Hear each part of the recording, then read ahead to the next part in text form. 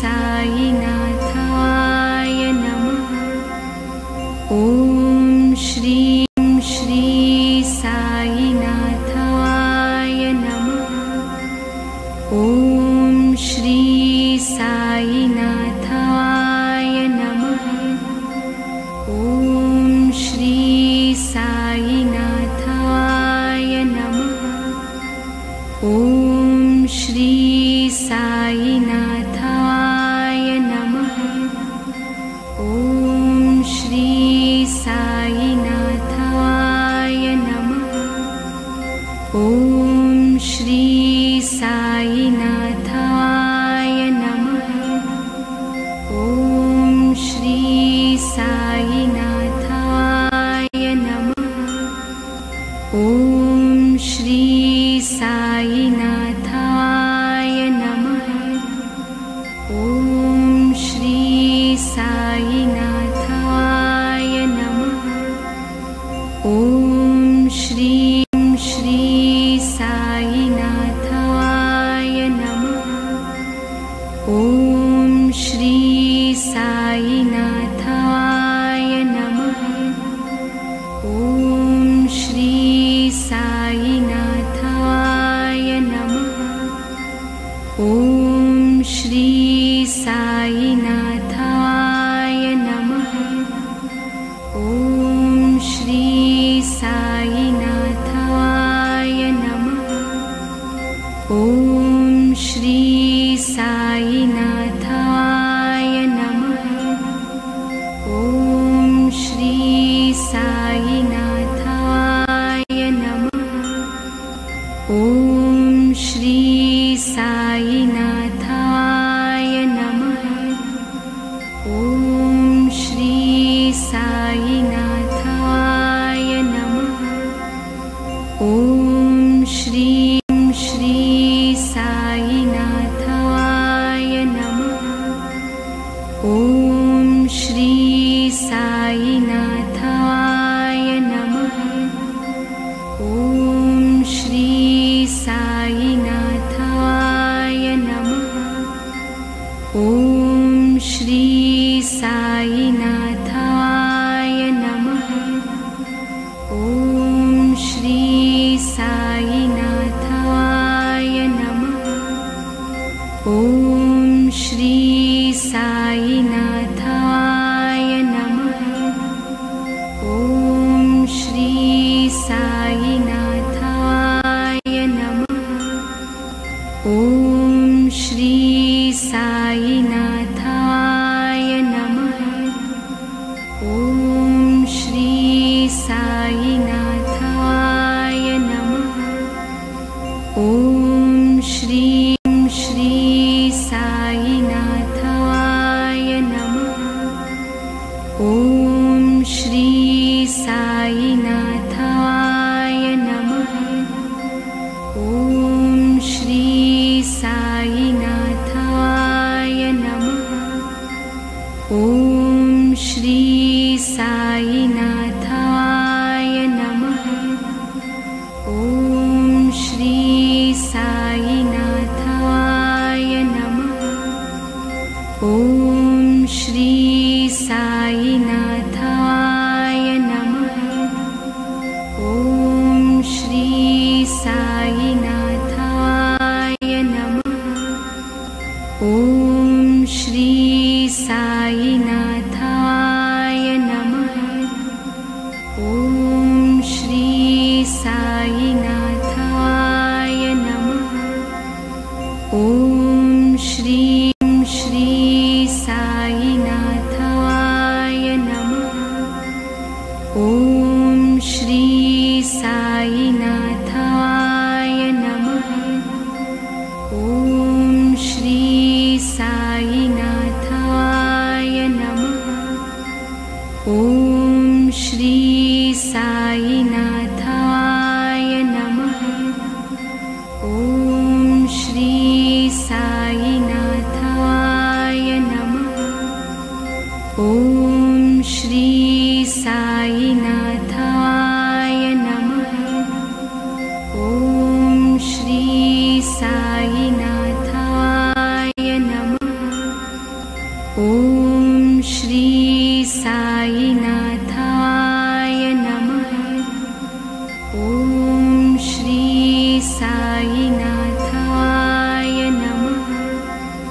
ॐ श्रीं श्री साईनाथाय नमः। ॐ श्री साईनाथाय नमः। ॐ श्री साईनाथाय नमः। ॐ श्री साईनाथाय नमः।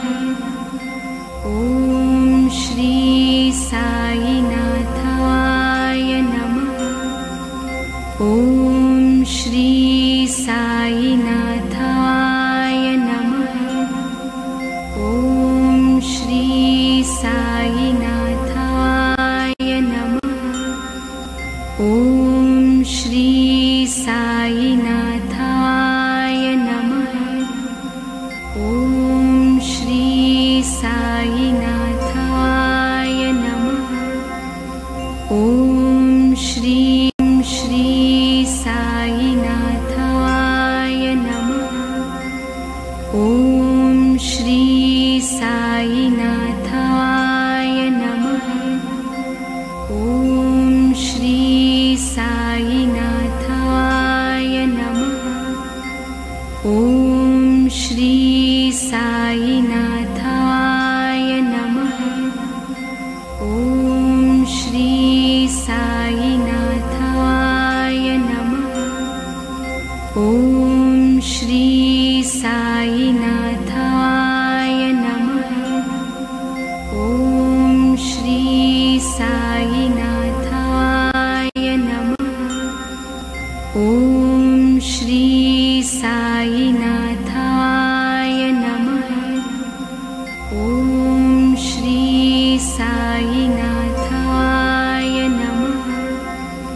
ॐ श्रीं श्री साईनाथाय नमः। ॐ श्री साईनाथाय नमः। ॐ श्री साईनाथाय नमः।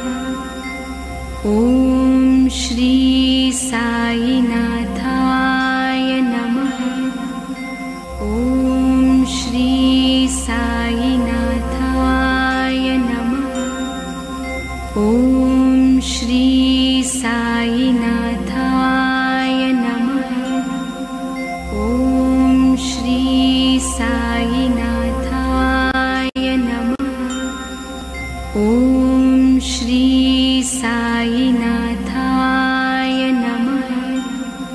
ॐ श्री साईनाथाय नमः।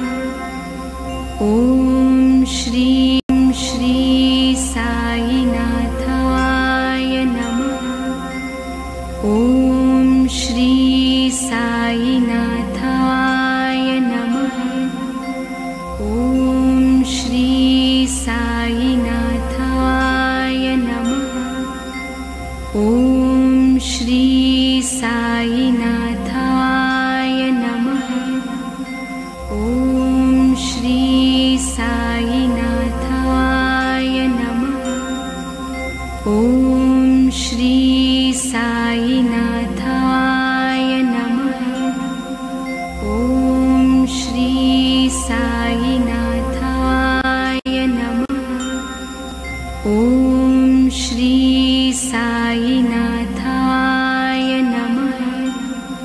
ॐ श्री साईनाथाय नमः। ॐ श्रीं श्री साईनाथाय नमः।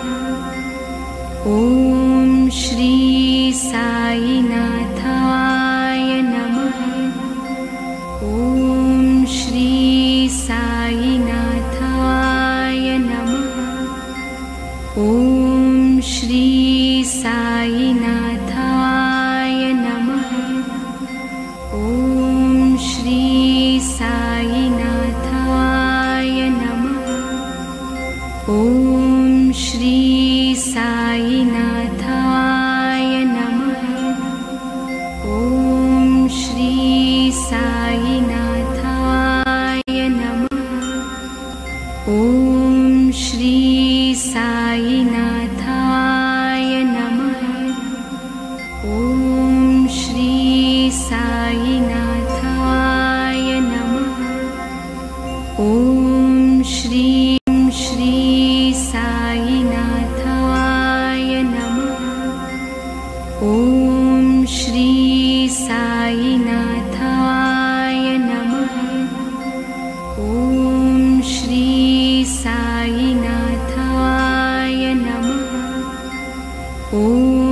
श्री साईनाथाय नमः। ॐ श्री साईनाथाय नमः। ॐ श्री साईनाथाय नमः। ॐ श्री साईनाथाय नमः। ॐ श्री साईनाथाय नमः। ॐ श्री साईनाथाय नमः। ॐ श्री साईनाथाय नमः। ॐ श्री साईनाथाय नमः। ॐ श्री साईनाथाय नमः। ॐ श्री साईनाथाय नमः। ॐ श्री साईनाथाय नमः। ॐ श्री साईनाथाय नमः। ॐ श्री साईनाथाय नमः। ॐ श्री साईनाथाय नमः। ॐ श्री साईनाथाय नमः। ॐ श्री साईनाथाय नमः। ॐ श्री साईनाथाय नमः। ॐ श्री साईनाथाय नमः।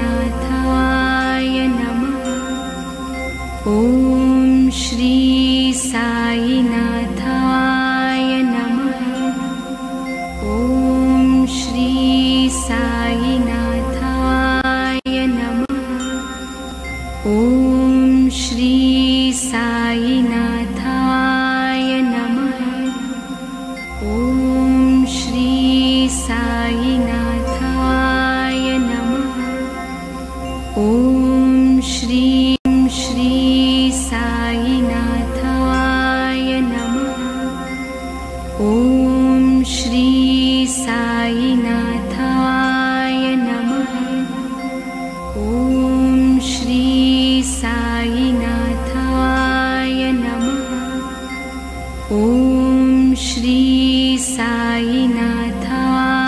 नमः। ॐ श्री साईनाथाय नमः। ॐ श्री साईनाथाय नमः। ॐ श्री साईनाथाय नमः। ॐ श्री साईनाथाय नमः।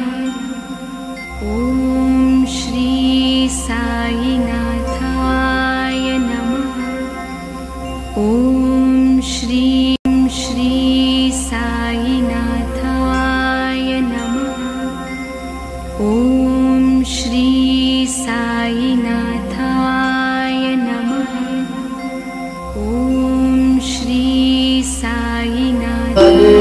दादा याहू याहू अवगेदना करू बाबा से वंदना साई से वंदना करू बाबा से वंदना करू भाने बाबा साई भाव पाव माधराय पाव माधराय भाव पाव माधराय ललित कंगण वंदेन काल भुवन पावन रूप तुझ रमेव लंगनानंद भोजन भव्यवालभणे नाम त्वमेव माता च पिता त्वमेव त्वमेव बन्धु च सखा त्वमेव त्वमेव विद्या द्रविणं त्वमेव त्वमेव सर्वं मम देवदेव कायेन वाचा मनसेन्द्रियर्वा बुद्ध्यात्मना मा प्रकृते स्वभावात् करोमि यदि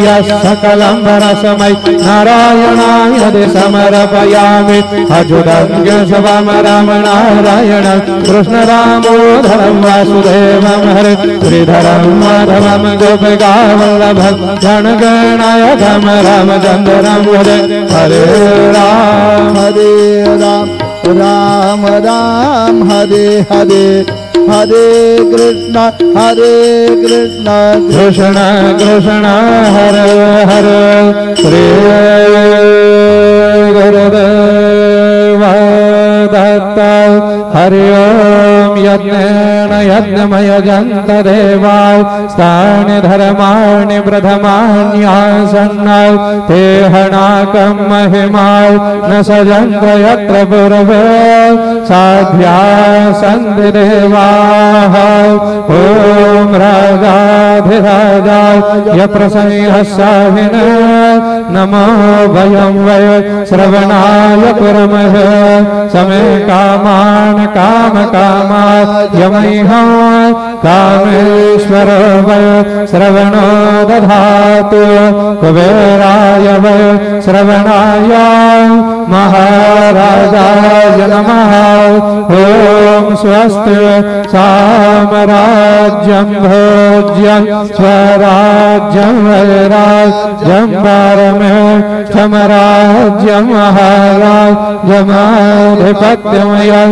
समन्तपर्यायः ईर्ष्या सार्वभौम सर्वा युषान्दादा परार्धात् पृथिव्यै समुद्रपर्यन्तायां एकराजदपेशलोको विगतो मरुतः पर्वे स्टारो मरुतस्य वसङ्गृहे आविक्ष्वदस्य कामप्रिय विश्वे देवाय सभासदैते श्रीनारायण वासुदेवाय यशच्चिदानन्द सद्गुरु साईनाथ महाराज की जय अनन्तातुलात कसैरस्तवावे अनन्तातुलात कसैरे नमावे अनन्तामुखान्दा शिणेशोषगाता नमस्कार साष्टांग श्री साईनाथाय स्मरावे मणित्वाय पदा नित्यभावे पुरावे तरे भात साठी स्वभाव्य करावे जगाता ऋणे मायताता नमस्कार साष्टांग श्री साईनाथा वसे सदा भया संत लीला दिसे आज्ञ लोका परिजनाला परिअंतर्ज्ञान कैवल्य दाता नमस्कार साष्टांग श्री साईनाथ भराला धुलागल महामानवाचा नरासार्थकासा घनीभूत साचा दरुसाहि प्रेमाय धराया अहंताय नमस्कार साष्टांग श्री साईनाथाय धरावे करे साय नालपान्यमालाय करावे अमाधय न चुंबो निघालाय मुखे घाल प्रेम खराग्रास आता नमस्कार साष्टांग श्री साईनाथाय सुराधिक जांजाय सदा वंदितात सुखाधिक जात समान पदेत प्रयागादि तीर्थ पदे नम्र होता नमस्कार साष्टांग श्री साईनाथ तुझा पदा पाहता गोपबाले सदा रंगले स्वरूप मिळाले खरे रास क्रीडा सब घोषणाथा नमस्कार साष्टांग श्री साईनाथाय तुला मागतो माग गणे एक द्यावे करा जोडितो नात्यंत भावे भवे मोहने राय जहाता नमस्कार साष्टांग श्री साईनाथाय ऐसा ये वा दिगंबराय अक्षय रूपावतारा सर्व व्यापक तो श्रुति सारा अनुसयात्र कुमारा बाबा ये बार काशे स्नान जपो प्रतिदिवस कोल्हापुर भिक्षु से निर्मल नद तुंगा जल प्राश रामावर देश ऐसा ये बार जोड़े लंबत सेवान करे कुशोलन मरधारे भक्तावर दसराय सुखकारे कुशल मुक्त चारे ऐसा पायी पादुका जपमाला कमंडलो मृगछाला धारण कर सेवा नाग जटा मुकुट शोभत माथा ऐसा ये बार तत्पर तुझाया जे ध्याने अक्षय कांच सदने लक्ष्मी वास करे नरजने रक्षस संकट वारुणी ऐसा ये बार यहाँ पर ध्यान तुझे गुरुराया दृश्य करे नयनाया पूर्णानंद सुख दिखाया भाव से हर गुण गाया ऐसा ये बात दिगंबराय अक्षय रूपावतारा सर्व व्यापक तो श्रुति सारा अनुसयात्र कुमारा बाबा ये बाल सदा सस्वरूपम चिदानंद गंधम जगत्संभवस्था न संवार हेतु स्वभक्तेच्छयामानुषं दर्शयन्तं नमामीश्वरं सा गुरुं साईनाथं भवभवान्तवधव समार्ताण्डमिड्यं मनोवागतेतं मुनिरध्वानगम्यं जगतव्यापकं मलं निर्गुणन्त्वां नमामीश्वरं सा गुरुं साईनाथं भवम्भोधिमगनार्दितानां जनानां स्वपादाश्रितानां स्वभक्तत्रयाणां समुद्धारणार्थं कलौ सम्भवन्तं नमामीश्वरं सद्वदं साईनाथं सदा निम्बवृक्ष समूलाधिवासा सुदास्त्राविणन्तो तमप्यप्रियन्तं कर्मकल्पवृक्ष दिघं साधयन्तं नमामीश्वरं सा गुरुं साईनाथं सदा कल्पवृक्ष स्वतस्याधिमूल भवद्भावबधिया सपर्यादसेवां गुणाङ्कुरभताङ्ग तमुक्तप्रदन्तं नमामीश्वरं सा गुरुं साईनाथं अनेकाश्रुतात्तर कलोलाभिलाष समावेष्कृतेषां नभस्वप्रभावम् अहं भावहीन प्रसन्नात्मभावम् नमामीश्वरं सद्वदं साईनाथं सतां विश्रमावा ममेवाभिरामं सदा सज्जनैः स्तुतं सर्णमध्ये जनामोदं वा तव दराप्रदन्तं नमामीश्वरं सा गुरुं साईनाथम् अजलमाद्यमेकं परब्रह्म साक्षात् स्वयं सम्भवमरा ममेवावतीर्णं भवद्दर्शनात् पुनीता प्रभोहम् नमामीश्वरं सद्वदं साईनाथं श्री सायेश कृपानिधोऽखिलनुनां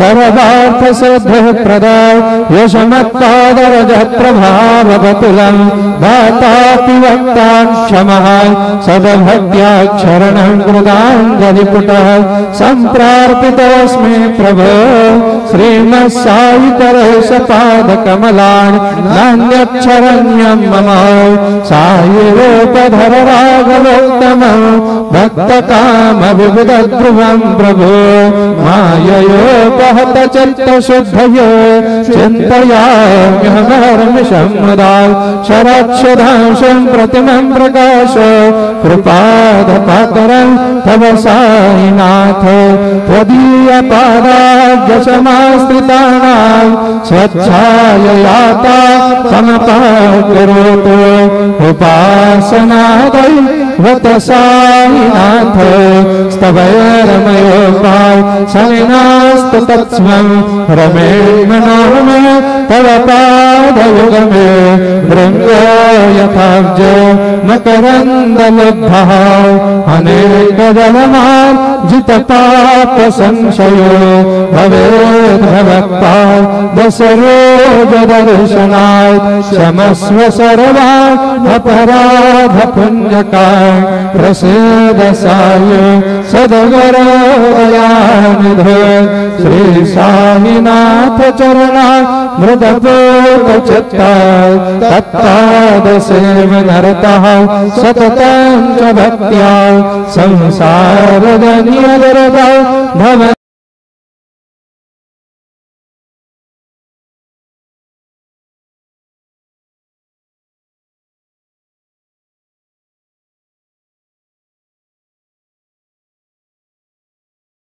ध्रुवं करचरणकृतं वा कायजं करमजं वा श्रवणनयनजं वा मानसं वा पराधं विदितं वा सर्वमेतत्क्षमस्व जय जय करुणा श्री प्रभो साईनाथ श्री सच्चिदानंद सद्गुरु साईनाथ महाराज के जय।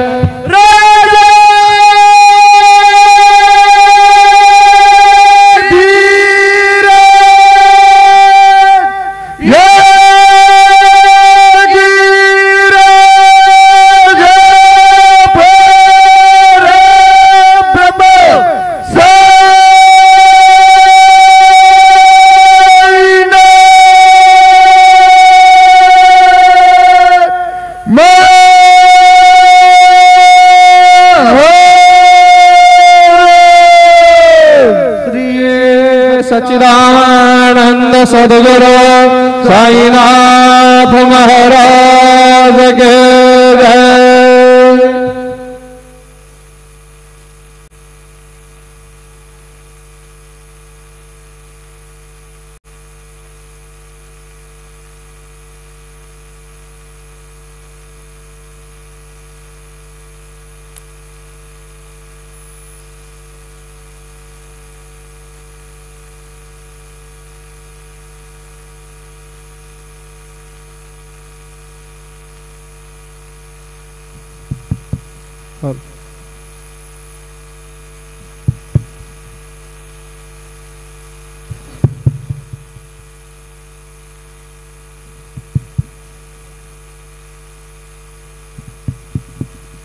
अब